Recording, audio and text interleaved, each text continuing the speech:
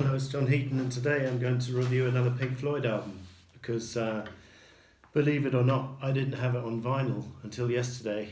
I've had it on CD for years, and I'm talking about Atom Heart Mother.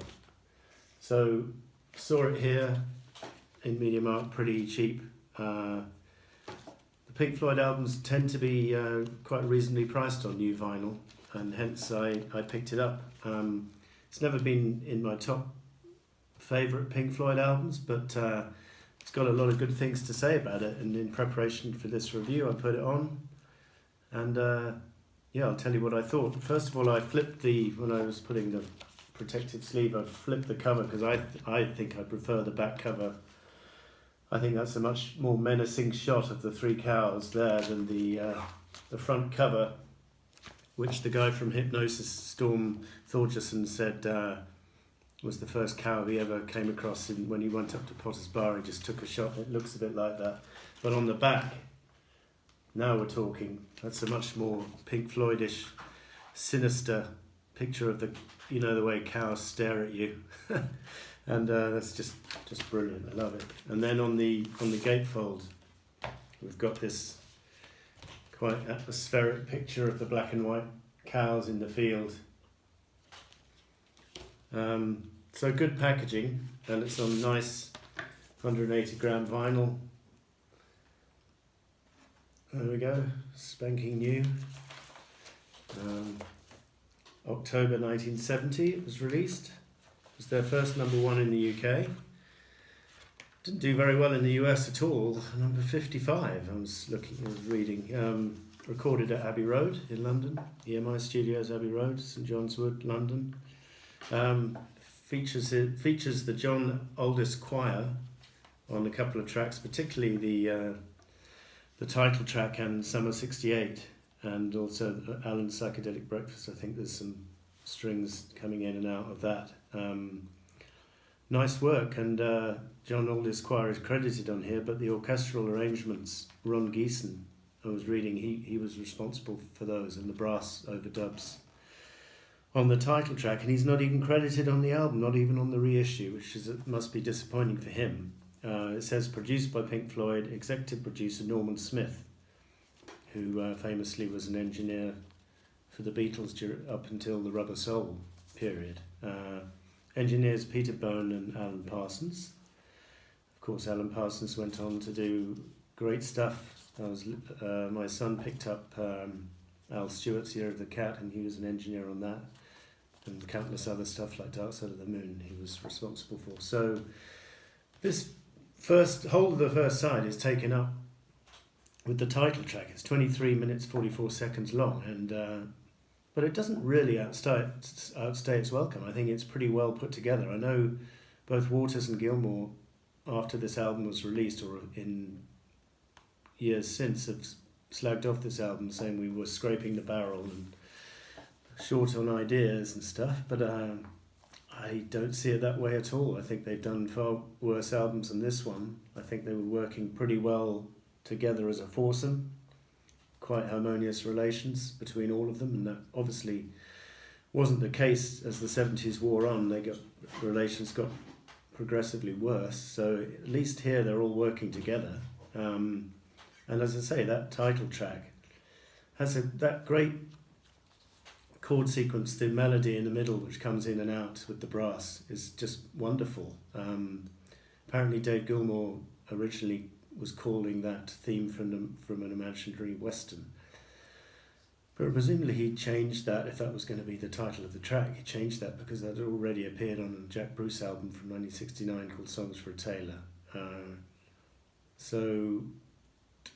Yeah, I like the title track. I think it's got some good...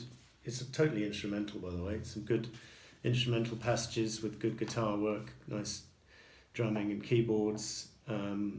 So yeah, I think it's a pretty decent piece of work. I think they had problems trying to replicate it live, because when they recorded it in the studio, for one reason or another, they had to do it from start to finish, and the backing track got a bit out of time. So I'm not sure if they were too successful. I think they did try to perform it live, but they haven't done it live since 1972. They didn't perform it live after 1972. Although I think Gilmour did the title track with Ralph Geeson in latter years, I was reading. So side 2 is more of a spotlight on the individual members of the band. They each get a chance to show their songwriting talents, starting with If, which is a gorgeous acoustic number from Roger Waters, probably one of his best. They didn't do this in concert very often, but when I saw Roger Waters for the first time in 1984 on the Pros and Cons of Hitchhiking tour, he did this song with Eric Clapton on guitar. So that's a really nice song. Summer 68. By the way, someone was commenting on my Pink Floyd album rankings and said that this is his favourite number 1, no filler.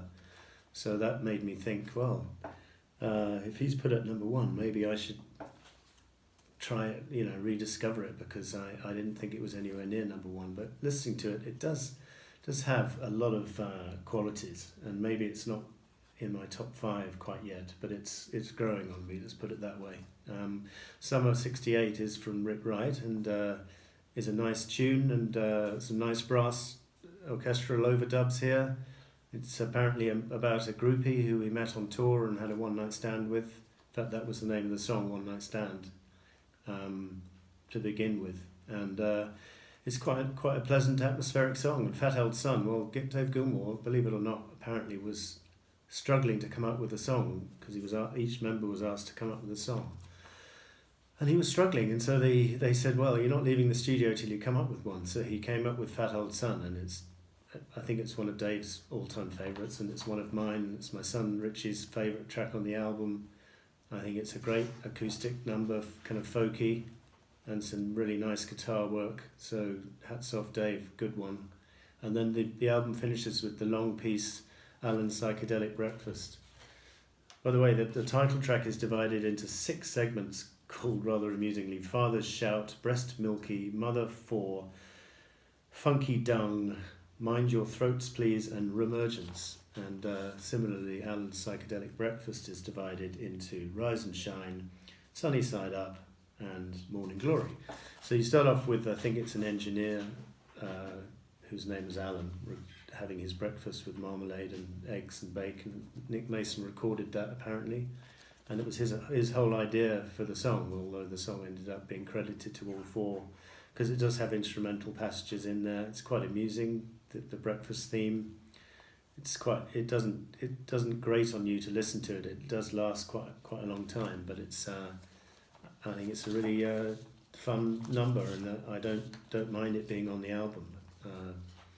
So, the band themselves may not have been pleased with it. The UK sent it to the top of the charts. I think eventually it did go gold in the US. And as I say, compared to the stuff they did after Roger left, this album is way up there, way superior. And it's only just a little bit short of, in my opinion, Obscured by Clouds from the following year, or from 72, sorry. And maybe more or less on a par with Medal from 71.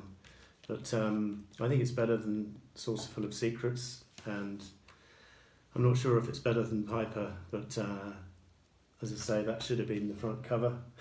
But by the way, Pink Floyd not even mentioned here. They just sold the album on the basis that everyone would know who it is, which in the UK worked. In the US maybe it didn't.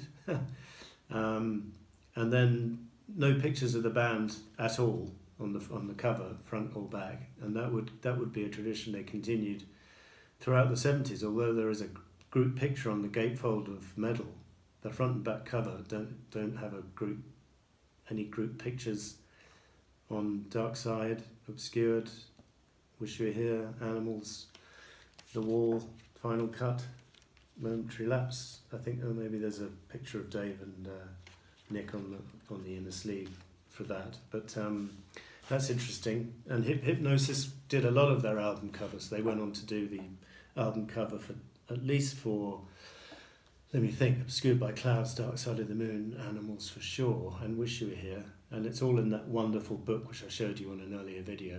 You can get a book of all of Hipgnosis album covers, and you got Storm Thorgerson talking about the background towards each, behind each, and because his partner has passed away, I think, so he's the main guy contributing to that book, and I highly recommend it. I think it's called, if you just look up Hipgnosis album covers, it'll probably come up. So that was Pink Floyd, Atom Heart Mother. Thank you for watching. We'll see you next time.